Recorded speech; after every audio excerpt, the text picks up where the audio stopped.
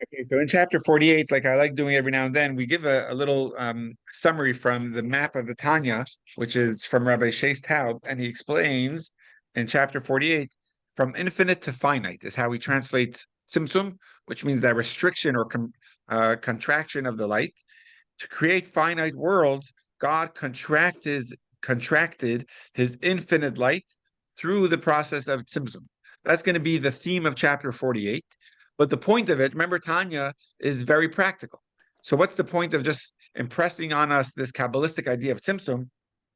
It has to come back to this reciprocal love that we have been learning about in the past few chapters, which is in chapter 49, which is going to be the goal. 48 and 49 are like twin or partner chapters. So I'm just going to read chapter 49 as well. Creation was for the sake of the physical world, meaning all of this creation, and Tzimtzum was for the sake of where Jews could do mitzvahs. If God contracted his life for us, how much more so should we forego our own comforts for him? So that's a very powerful idea, even though we're going into the thick of of Tzimtzum, which is obviously going to be very Kabbalistic. But the goal of explaining all of it is to tell us if God contracted so much of his light to go from infinite to finite, which is it's more than the difference between one and a trillion. There's a difference between an infinite number and a billion. It's an incredibly incomparable number. There's no number to it. So that infinity of God's light went from being infinite to being finite. God did that because he wanted us to be able to be in this world and doing mitzvahs. So if God did that, we should also, if we contemplate on that, we should reciprocate this love that God showed us through Tzimtzum, reciprocated by loving God back. Um, there's a phenomenon out there. It's called um, there's a word to it, and Vivian, in our Journey of the Soul class, we showed a beautiful video about this topic. It's called intellectual blindness or something. Do you remember, Vivian, where we learned about the idea that there's so much that goes on that our eyes take in, that for the sake of our own health, there's a blindness where we don't see it all. You only see what you want to see, what you need to see, but there's so much else that's happening. If you're just walking on the street, there's so much happening in that moment of just walking down the street. But all that you pay attention to is the wind on the leaves of the tree or the birds in the sky. But there's so much else happening at that moment. The cars passing by and the people on the construction site that you don't take in. It's like almost a blindness, but for the sake of your sanity. Mhm. So that's really what Tzimtzum is as well. We can't handle the incredible amount of light that God is shining. So Mhm. for the sake of being able to create us, God had to remove spiritually that light in order for it to be able to create a space where we could exist. I say the word remove in quotes because godly light is never removed. There's no space that is void of God. Like we say in the Kedusha in our Amida, we say Milo Kalar. God is filling the entire earth. But it's almost like such a deep concealment that it almost seems like it's removed. In different places of Chassidus, the way it explains this concept of Tzimtzum is one of the main themes of Kabbalah and Hasidus. It's one of the biggest controversies of debate, just to what level Tzimtzum existed. It's beyond the scope of Tanya. It's irrelevant for the conversation we want to have about it. But a good example that I've seen from the Rebbe Rashab, which was the fifth Chabad Rebbe, he explains Tzimtzum, this deep level of Tzimtzum, almost like a sleeping hand. When your hand or your leg is sleepy and you can't feel it, you're not going to panic and think that, oh my gosh, I have to amputate my arm. It's just sleeping, which means right now I can't move my arm, but I just have to wait for it to wake up again. But at that moment, do you think that the power of movement disappeared from your arm or your leg? No, it's still there. It's just so concealed that you don't feel it, and your mind is saying move, and it's just not listening because it's sleeping. So that's kind of the idea of how we would explain this deep or intense tzimtzum, where it was so concealed to a sleeping level that you almost couldn't see the godly light anymore. But of course, it is still there. All right, with that, we will go to section 2, which section 2 of chapter 48. If you're looking inside, it's going to be on the top of 616. The section is called the undiminished light. And you guys could correct me if I'm not up to there, but that's where I have my bookmark. And with that, I'll share the screen.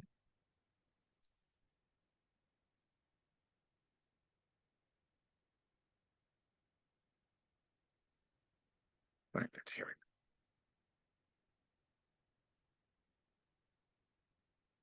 All right, we're covering some good ground. Here we go. Section 2, the undiminished light. Now, as for the details of these diminishments, the hows and the whats, here is not the place to elaborate. And that's why. The point of the Simpson is just to bring out a point of our reciprocal love to God. So we're not going to go into the depths of analysis of the Simpson because that's not what Tanya is about, the Alter Rebbe says this. Our discussion here is a practically oriented one. It's aimed at demonstrating how God's diminishments were an expression of his love for you so that you can mirror that love. We won't be carrying out a thorough analysis of the complex and nuanced Tzimtzum diminishment concept. We need just enough detail to help us fulfill our goal. So Tzimtzum, another way of explaining Tzimtzum, if you have a parent and a child, so many times the parent wants to help their child. The way they do it is they take control. They swoop in and pick up the missing parts or pieces that the kid failed to do. It's an act of love, but really a loving parent will know at times it's time to back off and allow the child to figure it out. Oh, Freda's trying to get in. Hold on one second, everyone. Hi, Freda. A child, sometimes they have to figure it out. So out of love for the child, the parent is quiet and doesn't give the answer to the kid. It's really an act of love, even though it's Simpson. He's holding himself back, but that's an act of love. So that's really the point, the practical point that we're trying to bring out of the concept of Simpson for the sake of Tanya is the love that God shows us via the Simpson. I hope that's clear.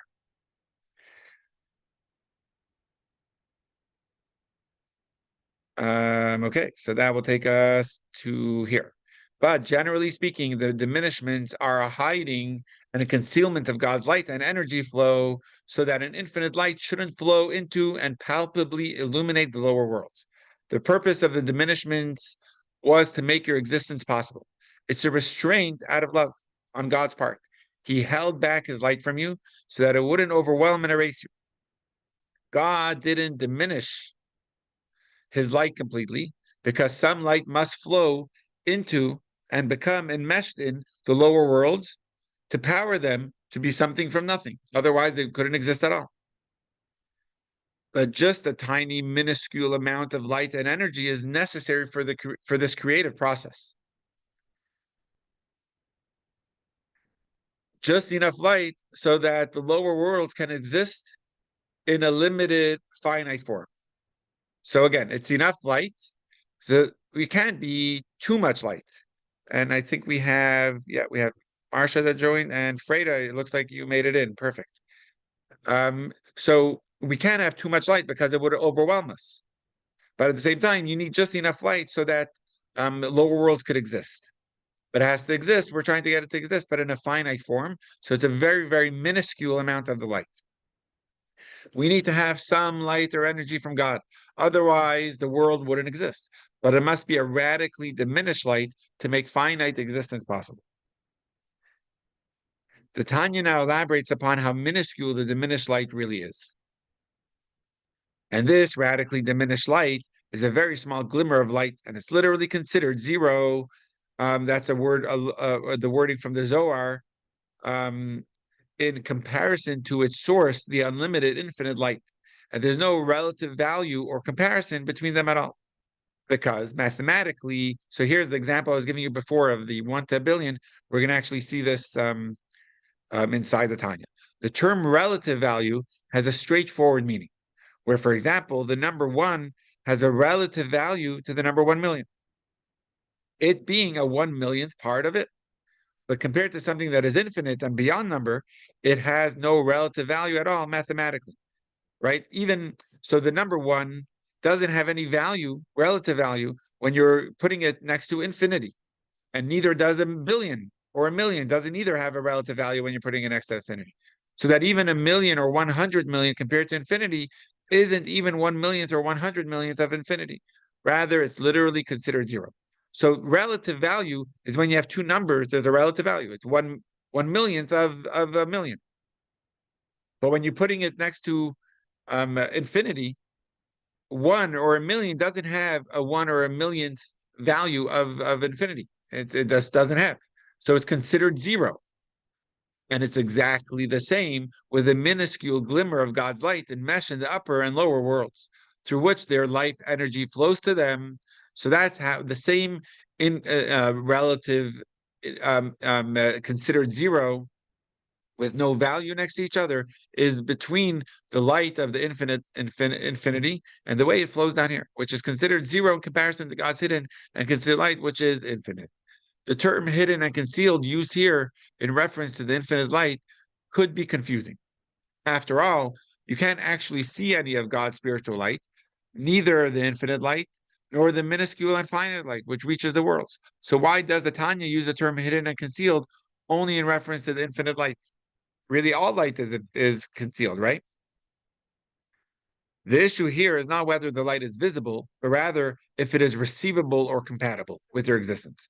Because in order for your existence to continue every second, you must receive God's energizing light. So hidden and concealed here means that the light is unavailable to you and incompatible with your existence. And that's what I think he's about to say. But just to explain this a little bit more, the Tanya uses the beautiful example from math. Even if you didn't like math class in school, don't worry. The point is just for 1 point of relative value. When you're putting something next to a number, no matter what numbers you're putting them next to each other, there's a value between them. Whether it's a billion and a million, there's even though it's so far apart, but there's a value of how far apart, what each one means to the other. But when you put it next to infinity, it doesn't have a value anymore. There's no relative value between the two. So the same is also when you come to God's infinite light, it has to be so hidden and concealed in order for there to become a finite world that comes out of it. Now, what we just addressed is a beautiful question that, wait a minute, not only is God's infinite light hidden and concealed, even God's finite light is hidden to me. I don't see God's light. When I do a mitzvah, there's the light that I'm bringing to the world. I don't see it. So he's explaining it's not about what's hidden from God, it's more what's receivable and compatible with me. There's a light that is receivable to me and compatible to me, the light that I could tap into of godliness. That's a finite light of God. But then there's an infinite light of God that is beyond or is more concealed because it's incompatible with my existence. And that's what God did through the Tzimtzum. He had to conceal that infinite light.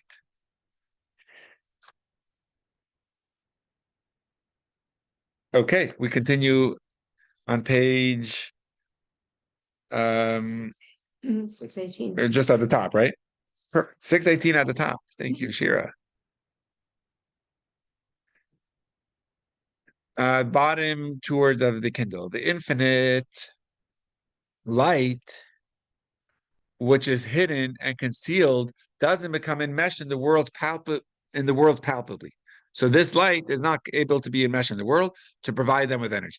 Obviously, God's infinite light is everywhere, right here, right now. It's in the room with you and it's inside your body. The problem is that it just passes right through you like a radio wave because you cannot receive it. So this is a phenomenal idea. I love it that it's not in terms of geography that it's far away from us and we can't tap into it. In fact, it's right here. It's just not something that we have the tools or the vessels to be able to receive this infinite light. To depict this phenomenon, the Zohar describes this light as circling or encompassing, not because it's really outside you, but to stress how it's inaccessible to you. Rather, the infinite light is often described as encompassing the worlds in a disengaged fashion, as if it were above them. And it's called by the Zohar the light which transcends or literally circles the worlds. So again, in Hebrew, this is going to be a common term that we use. It's called sovev, which means encompasses or transcends the worlds. but it isn't. But this isn't a spatial reference to something physically circling and encompassing from above, which would imply that God isn't present in the world, God forbid.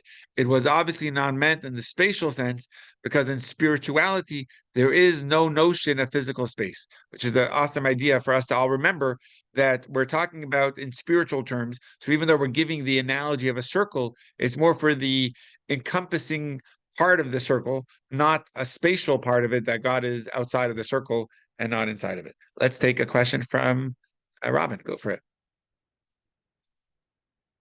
Hi. So this light, I had been thinking up until now that the light that is hidden was kind of moved to another part of the universe. But it looks like what we're learning is that that light is still here. Is that right? It wasn't Exactly. shoved into another room out by Pluto. Right. It's still here. It's passing through us, but we're Exactly. just not aware of it. Is that it? Exactly. Like radio waves. Wow, that's fantastic. This is, excuse me for this analogy, but when I was in my 20s and I did a lot of LSD back in the early 70s, I remember a time, and you've probably never done acid, but but you see things that you wouldn't ordinarily see, but they're here. We just wouldn't see them. And I remember a time I was sitting on the floor in my apartment, and I lit a match to light a candle, and the wind from the match knocked me over, and I actually went way back and hit my head on the carpet. Right. And that was, that's something that's all around us, but we don't see it, we don't feel it unless all of our senses have been opened, and the thing that's closing them that lets us live, because we can't live with all these things happening, Exactly. right? We wouldn't be healthy. That's the beauty of Tzimtzum, where it's actually for our favor that we don't see it, because we wouldn't be able to do anything if we wouldn't want to pursue a career or get married, and if that infinite light was all around us also, always. So it's a beautiful idea, and definitely no rabbinical stamp of approval on LSD or anything else, but definitely there is that. And really the beauty, and it's beyond the scope, but the point is, first of all, to appreciate the Tzimtzum, but also a little bit beyond the scope of this chapter. But there is ways that we can tap into the infinite, right? Every time, let's say the power of teshuva, that's a feeling of infinity. Power of tshuva has it that we could change our past, which no other thing is able to do that. How are we able to do that? Through the power of transcending tzimtzum. So there is parts of us that transcends tzimtzum. The soul of the Jew, it's coming through the process of tzimtzum, but the root of it transcends Tzimtzum, and that's really the DNA of who we are. We transcend it, and that's really something we could tap ourselves back into. It just takes training, it takes Tanya, and it takes Torah. So that's all part of our process of trying to achieve. Yes, Michelle. Yeah, so a somewhat related analogy, well, I don't know if it's related analogy or not, but anyhow, when you run a business and hire people, you give them things to do, but you don't give them all of the information, because if you give them all the information, they second guess.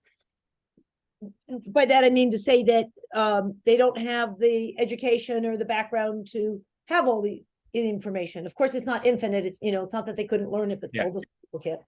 I don't know if I'm Beautiful. making sense. Yeah, absolutely, absolutely. And I don't know if you were there in the first few minutes, but I gave an example of a parent and a child allowing them to succeed is sometimes by holding back, which is another beautiful idea. Is similar.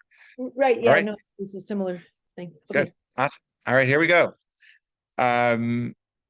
So like Robin was saying, this is a very powerful idea that the infinite light is not far away from us. It's infinite, which means of course it's here. So we're not talking about in terms of spatial. Is it outside the circle or inside the circle? It's more just in terms of trying to understand that it's encompassing and transcending, not limited and filling the worlds. Okay. Rather, the spatial terminology is a metaphor to imply that in terms of palpable flow, it's as if the light were circling and encompassing from above without extending below. The infinite light is, of course, found everywhere, right? That's a very important line. The infinite light is not limited to only certain areas. Then it's not infinite. Infinity means it's everywhere. But if we are to speak in terms of where the light and energy can be received as an accessible flow, we have to say that it's beyond us, above us, so to speak, because a flow which is palpable in the world is called enmeshed. In Hebrew, the word is melubash, which means enclosed in. Enmeshed means it's fully absorbed in, or fully. The example I like to use, and over here the English he translates it as enmeshed, but I'm just going to use the literal term of melubash, which is the Hebrew term over here. It means enclosed. Clothing that we are enclosed in is tailor-made for us. It's a size that fits us. It has to be a size that we could fit in our body into. So that has to be tailor-made to be able to fit body or arm into the sleeve. So there's the tzimtzum allows for a certain light to be enmeshed and to be tailor-made to fit into the world. So that's this paragraph. Let's see it inside. Because a flow which is palpable in the world. So again, palpable means it's able to be expressed. Unlike the infinite, which is hidden or concealed, but the light that is palpable in the world is called enmeshed, since it meshes with the world, which integrate and grasp the flow that they receive, which isn't true with a flow that's not palpable to the recipients, but remains hidden and concealed, unable to be grasped by the world. Such a flow is not called enmeshed, but encompassing or encircling. So let's just take the English terms of encompassing versus enmeshed. Encompassing means that it's felt, it's palpable in the world, and therefore it's able to be received by the recipients. But something that is encompassing is beyond what's able to be received. If it's not enmeshed, it's encircling. In the Hebrew terminology, we have the term of milubash or halbasha, which means enmeshed or enclosed. That's the light that is palpable by the recipients and felt by the recipients. Or you could have a light that is encompassing. In Hebrew, the term is going to be sovev or makif. And those are pretty Kabbalistic terms that is used very, very often in Kabbalah to explain the light of God that is infinite and it remains encompassing. Now we have clarified the terms encircling. The Tanya explains how it is applicable to the blessed infinite light. Therefore, since the worlds are limited and finite, it follows that the blessed infinite light can be enmeshed or palpably revealed in them. Again, since the worlds are limited, you can't have an infinite light be revealed in them. The recipients can handle something that is infinite. That is, except for a tiny, minuscule sliver of light, which is very, very slight and diminished. And this is merely to energize them in a finite and limited way. But the primary component of the light, devoid of any significant diminishment, is called encompassing or encircling. So there is a little tiny sliver of that light that is making its way through to give light to the world. But beyond that, the rest of it is so diminished that it remains encompassing because it doesn't flow palpably into the worlds, which are limited and finite. The presence of the blessed infinite light is something of a paradox.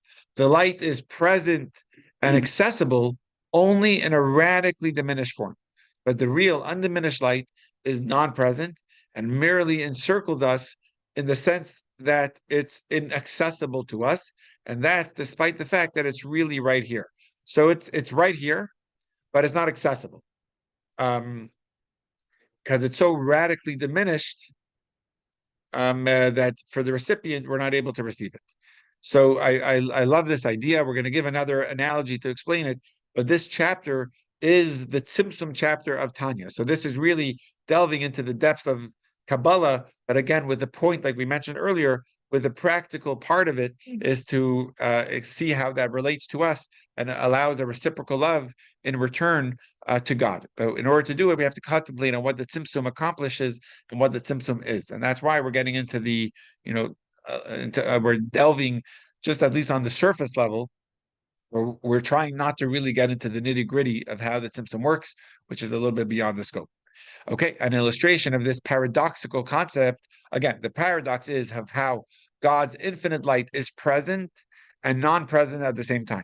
So we said it's not present because it's like the radio waves that we're we don't have the vessels to receive it, and it remains inaccessible and encompassing. But at the same time, we did say that the infinite light is here, because otherwise it's not infinite. Infinite light is what's giving light in order for there to be a world. So it has to be here, but it's just here in a way that we can receive it. So this is a paradox. It's here, it's present, but it's not here, it's not present. So how do we understand this? Can be gleaned from this physical earth. As we have discussed in chapter 38, the world's contents can be divided into two general categories. A, non-movers, objects and plants, neither of which show overt signs of energetic life, and B, movers, which are the higher two kingdoms of animals and humans, which are clearly alive and soulful, more clearly evidencing the spirit of God. So surely, I mean, we're making this clear, plants have life. Even non-movable things like rocks also have a very limited form of life. It has a godly energy giving them life.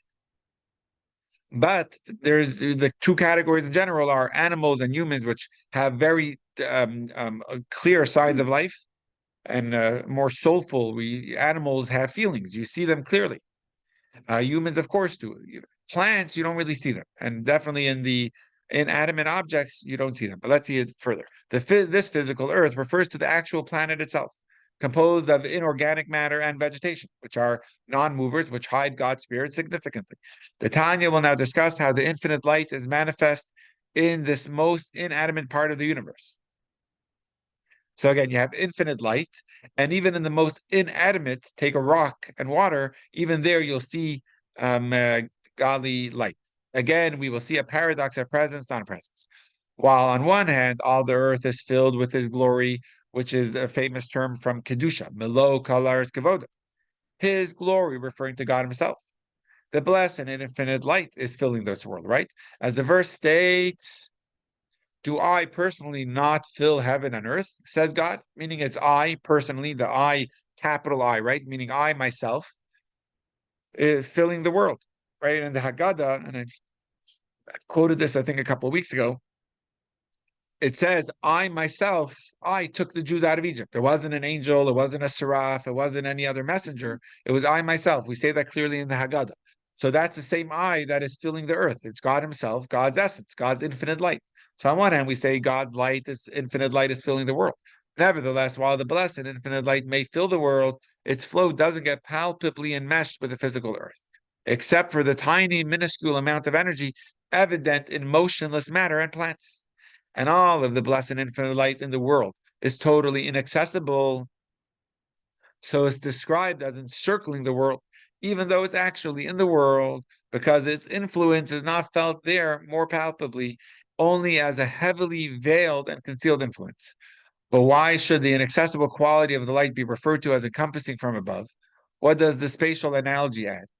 Any veiled influence is referred to as encompassing from above because the unmanifest world is above the level of the manifest world. The encircling light is intrinsically aloof from and incompatible with the world. It is from an energy which defies any worldly manifestation. This is the meaning of the term above in this context. So it's not above in terms of spatial space. It's above in terms of levels, in terms of it's above being able to be manifest in this world. So again, in the world we have, even in the most physical of objects, things that don't show any overt signs of life, even there you have the blessed infinite light that is there, just not in a palpable, enmeshed way. So it remains inaccessible and very veiled and concealed. Okay, so section 3 now, we will segue into this idea of, we just touched on the encircling or the encompassing light of God's infinity, which we said in Hebrew is called Sovev. We're going to try to actually give a practical illustration of this idea. So, because it's pretty deep stuff. And look at the next word that the Alter Rebbe helps us with is just beautiful, where he says to make this easier to understand. So in case this has been a little bit aloof or a little bit abstract, the Alter Rebbe is being kind to us and saying, let's offer a physical example to this idea, which is going to be really, really beautiful. The simultaneous presence and non-presence of the infinite light, which we are depicting with the term encompass, right? That encompasses, is comparable to a person's mind encompassing an object. When he pictures something that he saw or is currently seeing, you have the mind of the person, and you have an object that is being encompassed by his mind, right? He's thinking about this thing or this idea. Now, even though the entire actual object, it's outside, inside, and core is pictured completely in his mind and thoughts because he saw or is seeing all of it. Nevertheless, the person's knowledge has no influence on the actual object in any way. I'm thinking of it, but the thing or the object that I am thinking about, even though I have a full understanding of it, I see the outside of it, I could see the inside of it, I know the exact way it was developed, etc. I don't have an influence on what I'm seeing. It doesn't change the thing. So even though you could say that his mind encompasses every detail of that object, and you also could say the object itself is absorbed in and engulfed by his mindful thoughts, because there is there is a complete picture of the object in his head. Nevertheless, the object doesn't feel it. I could be totally thinking of it, and the thing could be absorbed in my mind, but yet it doesn't have any influence on the object. The object doesn't feel my mind thinking of it. This provides us with a practical example how one thing can encompass or engulf another and yet have no overt influence on it. Your mind engulfs the object, but the object doesn't sense it at all. So I hope that an illustration I think it's a very cool illustration. I have my mind, I have the object. That object is totally being encompassed by my mind, but yet it doesn't have any influence, and that object doesn't sense my mind's absorption of it at all. Nevertheless, obviously, the object isn't really engulfed in his mind in a physical sense. It's only engulfed in the person's imaginative thoughts in his mind. To be precise, it is the imaginative image of an object which is engulfed by the mind, not the object itself.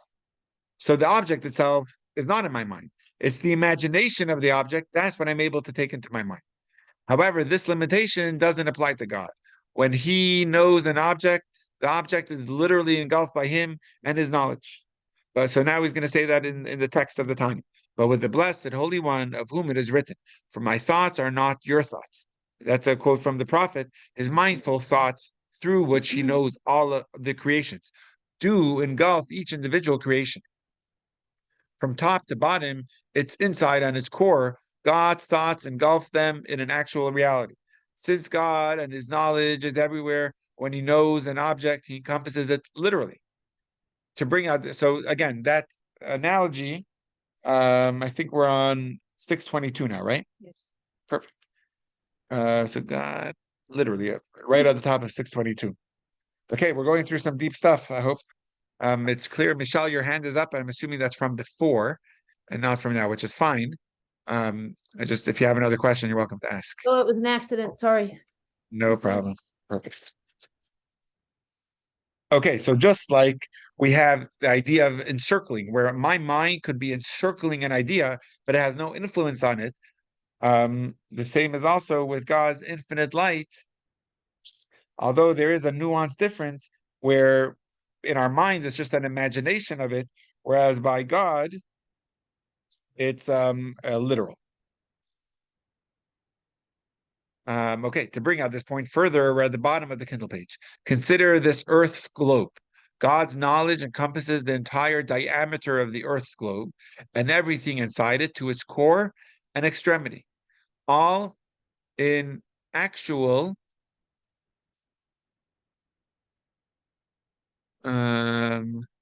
see, someone's hand is up, so I can't read the next word. Here we go. All in actual reality. Because this knowledge is, in fact, the sustaining energy of the whole earth and its entirety, and its power which continually brings the earth into being, something from nothing. Yes, Mrs. Berger. So Is it correct to say that the difference between when we think of an object and when God does is that our thoughts do not influence the object, but um, God influences us and everything? Yeah, that is fair, but God also gives us a free choice, and there's going to be two lights of God that we're not really going to get into here, but there's the encompassing light of God that remains abstract or concealed, so to speak, and then there's going to be the filling light of God, which is going to be much more coming through Tzimtzum, allowing itself to be inside of our soul and energy that we get, and that definitely gives us the direction for sure. Yeah. Okay. Absolutely. Okay, second paragraph from the top. Only the earth couldn't have been created in its present limited and finite form, with only a very minuscule energy that allows for mineral and vegetable forms, if it were not for numerous profound diminishments. So over here, we're introducing, it wasn't just one tzimtzum, there had to be many tzimtzumim, which is the plural for tzimtzum, many diminishments, which diminish the light and energy that is enmeshed in the Earth's globe, so as to power and sustain it, to be extremely limited, enough to power more mere motionless objects and plants. On one hand, God's knowledge represents a diminished light which has been dimmed sufficiently to be compatible with the Earth, to be enmeshed in the Earth's globe, so as to power and sustain it. So on one hand, it's a diminished light to be able to be enmeshed and to power it. Nevertheless, this illustration is inaccurate in the sense that God's knowledge at its core is not a diminished light, but one with his essence and being. The light of God's knowledge, as it is found in the world, is in an extremely diminished form. In its pre-diminished state, the light is totally one with God and expresses his true infinitude. So you have the light of God that is totally one with God and is part of representing his infinity. The Tanya now cites proof that God's knowledge is one with his essence and being, and does not share the same qualities as human knowledge. For as the Rambam Maimonides writes, God is simultaneously the power to know, the knower, and the known. And through knowing himself, so to speak, he knows all the creations, not by knowing something outside of him, as is the case with human knowledge. Because all existence is actually derived from his true existence, though this concept defies coherent mortal comprehension, meaning we can't relate to this idea that God is all three things. God is the power to know, the knower, and the known. Let's see if he elaborates on it a little bit. Let's go on a little bit more.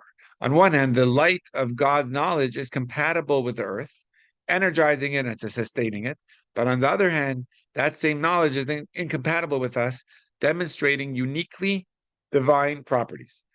So on one hand, the light of God is relatable to us. It's energizing and sustaining the world, and therefore it's compatible. But that same light, a knowledge of God, is totally one with God's infinity, and therefore it's incompatible with relating to us. This paradox is depicted by the analogy of God's light encircling the world. Now, this knowledge, since it is from the infinite one, can't be said to be enmeshed in the earth's globe because it's infinite, which is absolutely finite. The world is finite, the light of God is infinite, and the knowledge of God that is sustaining this world is one with the infinity of God. Rather, therefore, how does it come into this world? It encompasses and encircles the earth, despite the fact that the whole diameter of the earth and its contents are actually subsumed in this knowledge. And the diminished light of that knowledge creates the world, something from nothing, as is explained from elsewhere. So just this term, something from nothing, if you remember last week, when we introduced this chapter, we were explaining that the way the world is created is something from nothing. In Hebrew, the term is me'ayin liyesh, not from cause and effect. Or in Hebrew, the terms were me'ila la'alu. In our world, everything is done in a way of cause and effect.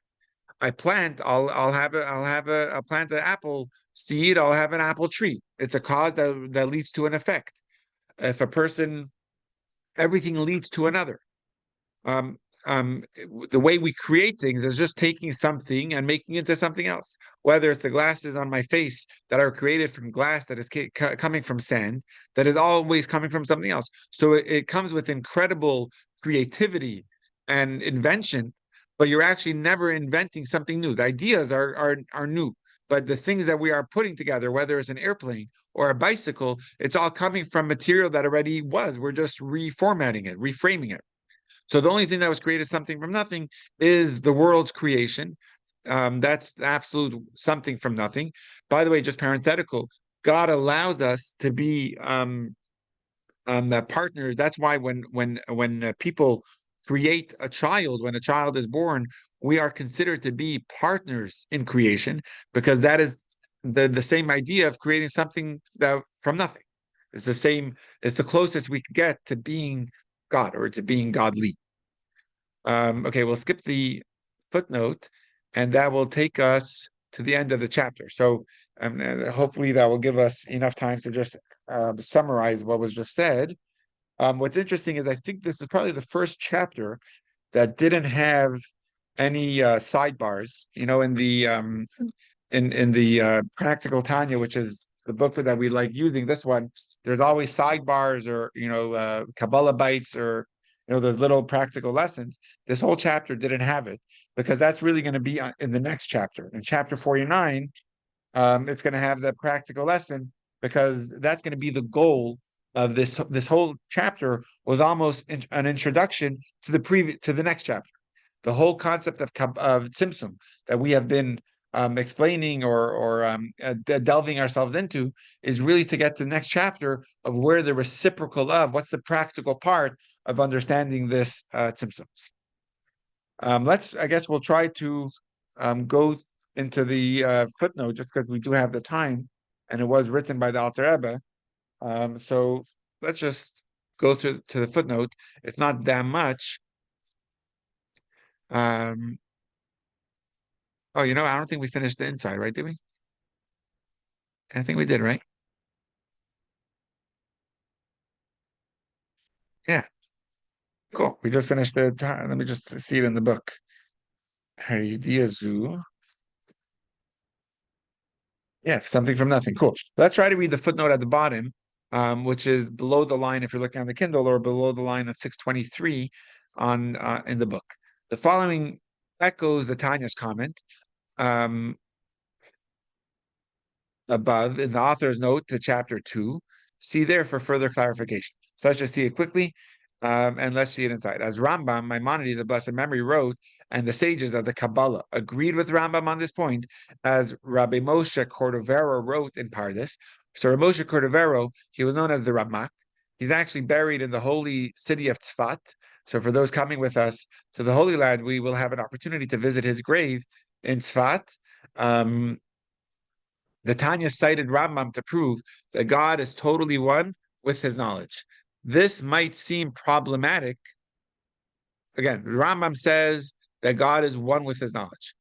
This might seem problematic since Rambam followed the school of philosophy, which was often at odds with the Kabbalistic school of thought on which Hasidic thought is based. Nevertheless, in this case, the sages of the Kabbalah agreed. And the same is true according to Lurianic Kabbalah, or the Arizal, Rabbi Isaac Luria. Rambam's view can be contextualized through the secret doctrine of infinite lights being diminished to the point that they could enter finite vessels. So again, you have infinite lights. There could be a tzimtzum on them that it could be suitable to fit into a vessel that is finite, as explained above in chapter 2. So don't worry too much about this footnote, but the way we can understand it is, even though the Rambam usually would take the side of the philosophers, which often is at odds with Kabbalah, but over here, it could be agreed with this idea, which is what the Rambam says, that God is the knower, the known, and the power to know, which means God encircles all of creation fully. So on this point, the Kabbalah masters would agree to it, and he brings proof from the Lurianic Kabbalah. Okay, I think we'll end with this. That takes us to 6:25. God willing, next week we'll learn a more practical chapter about Tzimtzum, which is going to be chapter 49. And it looks like it's quite a long one. The good news is we have 3 chapters left to the Tanya, 49, 50, 51, 50, actually 4 chapters. Then do Okay, you 4 or start 5 chapters. the Yeah, beginning? we're doing it. What did you say? Then do you start over from the beginning just in case we miss something? Yeah, that's a good question. Actually, we only have recorded from chapter 9, which is when COVID hit, but we will have. I think the plan after finishing Tanya would be to go to the next section of Tanya, which is Shar Hayichud V'Emunah, the gates of oneness of God and faith in God. When the Alter Rebbe was authoring Tanya. Exactly, Robin. We should do a siyum, which is a celebration of conclusion. When the Alter Rebbe was authoring Tanya, there was thought